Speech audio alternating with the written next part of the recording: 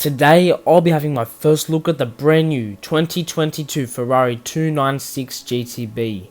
Ferrari's new V6 hybrid is something very unusual to a lot of people, but we can all agree that it is only the beginning of a completely new era with not only Ferrari, but supercars in general. To start off, we'll look around the exterior of the car, and I'll give you my thoughts on the design and features.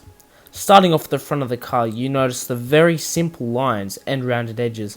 The car does have its straight angular parts, but I would say its design gives it a very feminine feel. It does remind me of the SF90, just a lot more basic and less aggressive. The headlights are quite small, with another small vent next to the headlights, and above that vent is an LED strip. I feel like this gives the car a very stylish and futuristic feel. Moving down to the front grille, it automatically reminds me of the SF90, a very open, wide mouth, just like a shark. Apart from that, there isn't much to talk about. Now, looking at the side of the car, the silhouette isn't looking like a Ferrari silhouette, it's really giving Lotus Evora vibes. That being said, it still doesn't look too bad, even though from the front it looks smooth and has curved edges. The side lines are quite angular. As you can maybe tell, the car is mid-engined, making the rear of the car stretch out, but the front end is very short and compact. Behind the door, there is another open, small vent, just like the 488 Pista.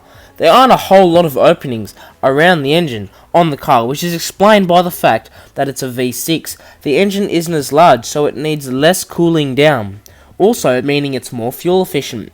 But the crazy thing is, it still makes a huge amount of power. We'll get into that soon.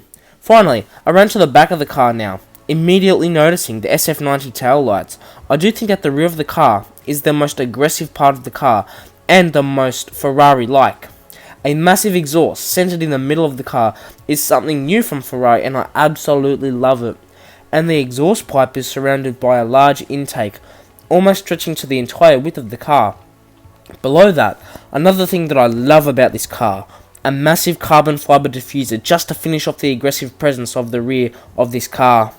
Looking in the interior, it's like a spaceship, similar to the SF90, in that all the displays and controls are angled towards the driver and are very compact. But then again, they have created a separate display system for the passenger. The interior is simple and elegant, but Ferrari haven't got a lot of interior shots, so that's all I can work with. Now that we've looked around and inside the car, let's take a look at the numbers. Ferrari described this car as defining the rules of fun to drive. The 296's 2.9 litre twin-turbo V6 engine produces 654 brake horsepower by itself, plus an extra 165 horsepower created by its 7.45 kilowatt battery, bumping up the horsepower to a ridiculous 819 horsepower. It's only a V6 and makes almost 100 more horsepower than the 488 Pista and the F8 Tributo. And since it's a hybrid, the electric motor can run by itself up to 25 kilometers, which is pretty good.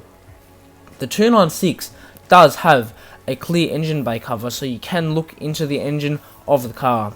Overall, I am more than impressed with the numbers that this car makes, but for the design, I'd give it a 6 out of 10 for the front of the car, and a 7.5 out of 10 for the side and the rear. Please let me know in the comment section what your thoughts are on this car, and please like and subscribe. Let's get to 400 subscribers by the end of the year, so please make sure you subscribe. I hope you enjoyed the video, and make sure you stay tuned for next video.